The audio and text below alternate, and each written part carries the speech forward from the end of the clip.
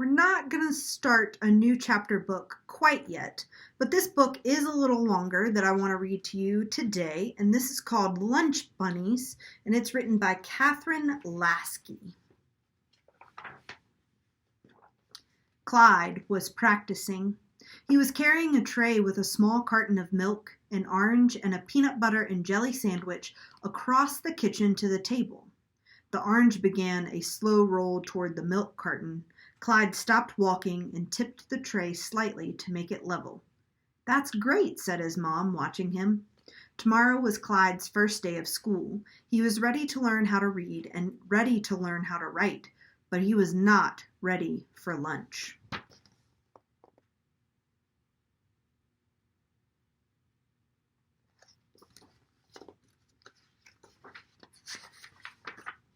"You better hope they don't have soup," his older brother Jefferson muttered. "They won't have soup on the first day of school," said their mother. "That would be too much for first graders like Clyde." "You never know," Jefferson said. "Oh," gasped Clyde. He could just hear a big wet splat of soup on the cafeteria floor.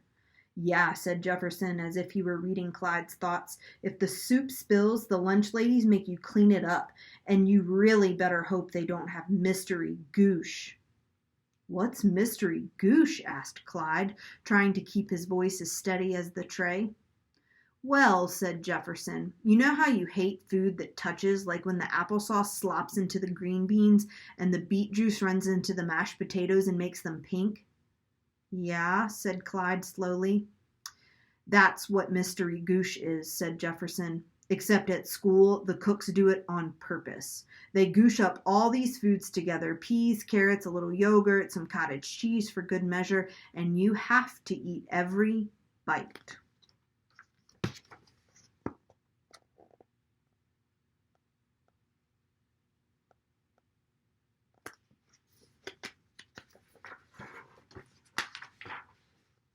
"Jefferson," their mother said sharply, "don't go making up nonsense and frightening your brother." "It's not nonsense, Mom, and mystery goosh is frightening. It's yuck." Mystery goosh. Clyde hadn't heard about that, but he had heard about the lunch ladies, Gloria and old Mrs. Twig and Frances.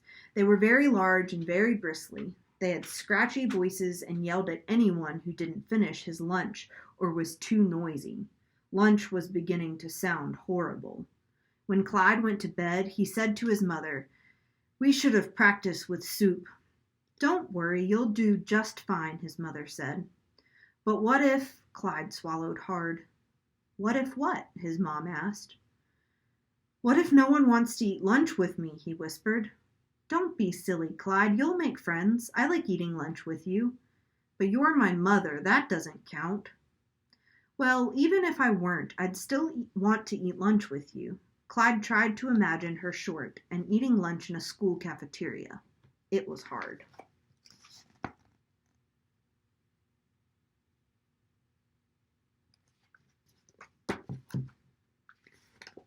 That night, Clyde dreamed about cafeteria lines miles long where you had to carry your tray up hills and over mountains, across rivers and down through valleys. There were scolding lunch ladies around every bend making you mop up spilled soup, and there was no one to help him. He felt so alone.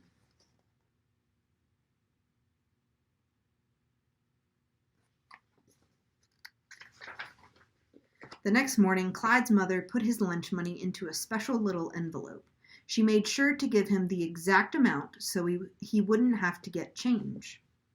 "Now, what are you going to do when you get in the lunch line, Clyde?" she asked.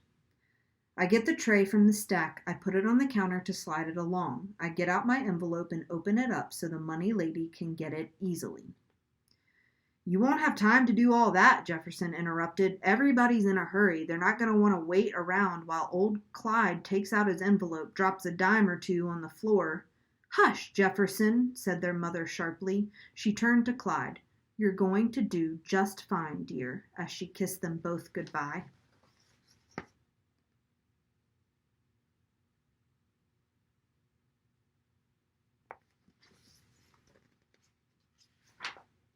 All morning long, Clyde worried. He worried through circle time, through reading, through art. though he did learn how to read his first word and made a nice picture. Then the teacher announced, "Lunchtime, please have your lunch money ready, and remember, no shoving in line." Shoving? Clyde hadn't heard about this. The thought was just too horrible. "Have you heard about Gloria, the lunch lady?" the little girl next to him said. "She yells all the time. That's what my sister told me." "No," said another boy, "that's Mrs. Twig. She's hard of hearing. She can never hear what you say, and she gets the change mixed up all the time."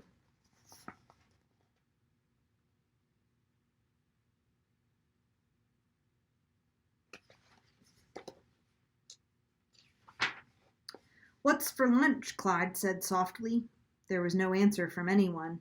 Then a very small voice said, "I sure hope it's not soup." "Or mystery goosh," said Slide. "I wish Jello." Clyde decided right then to stand in line next to the girl who wished for Jello. Her name was Rosemary. Clyde's class marched single file down the stairs, along with the other grades. Everybody looked bigger and more ready for lunch than Clyde would ever be. Clyde suddenly wished he could skip lunch completely. "I have a stomach ache," he whispered, but no one heard him.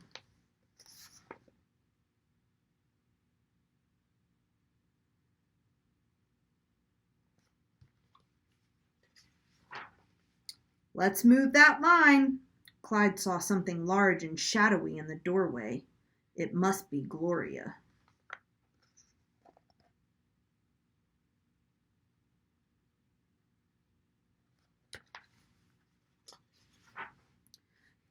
Clyde had a close-up look. Gloria was big and lumpy. She wore a spidery hairnet and had big, tufty eyebrows.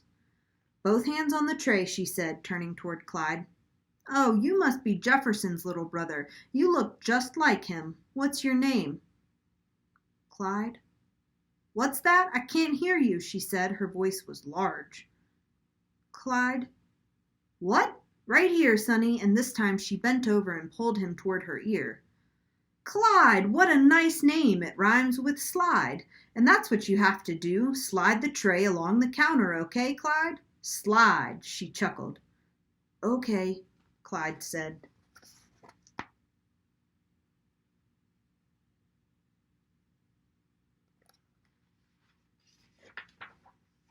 Clyde took his tray. "Sweetie," another lunch lady behind the counter held up an ice cream scoop. "You want some?" "It's mashed potatoes, not ice cream," whispered Rosemary to Clyde. Weird. There were green beans, too, and something in a bun with ketchup called sloppy bens, and there was Jello. But it was very strange Jello, stiff and carved into little cubes. It didn't shake or shimmer like the Jello that Clyde's mom made.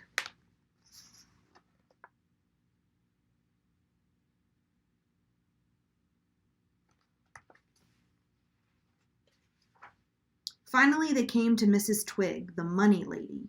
She seemed very old. Clyde was worried. Would she be able to see his money?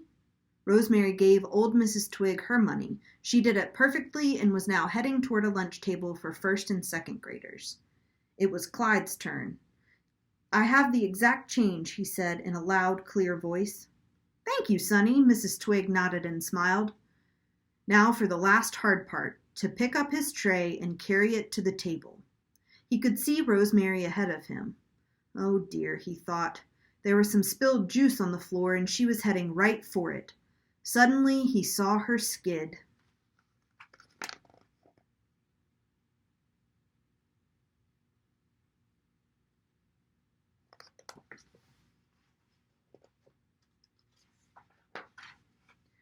She hung onto the tray.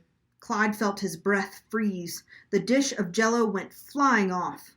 The little ruby red cubes of Jello were spinning through the air. They bounced off the floor in boing boing jumps before they finally stopped.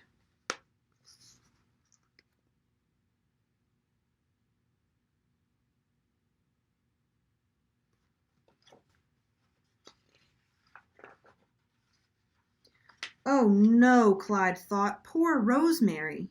He remembered how the lunch ladies never help you clean up. "Come on, Rosemary, I'll help you," Clyde said. Rosemary was trembling. "Come on, it's just the Jello. All of your other food is still on the tray." They're laughing at me, Rosemary sniffled. Then a big, soft shadow slid over them. No, sweetie, they're laughing at the stupid Jell-O. Who ever heard of Jell-O that boings? It was Gloria. Let me help you here. Her immense lumpy body seemed to fill up the air around them. Awfully nice of you to help, Sonny. What did you say your name was? Clyde. Clyde.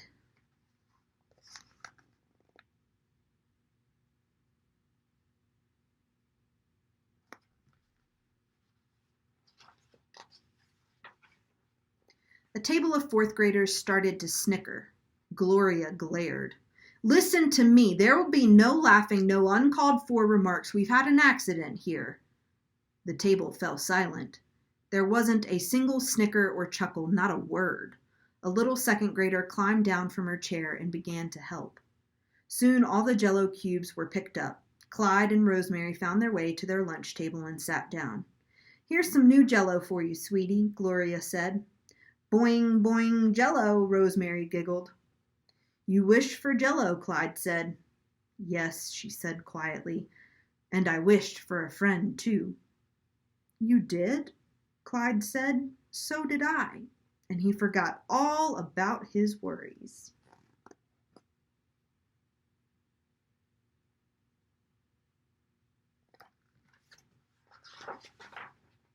That night, Clyde helped his mother serve dinner. Why, look at Clyde, said his father proudly. Watch out for that milk, muttered Jefferson. But Clyde held the tray steady, and the milk did not spill. Not a single drop.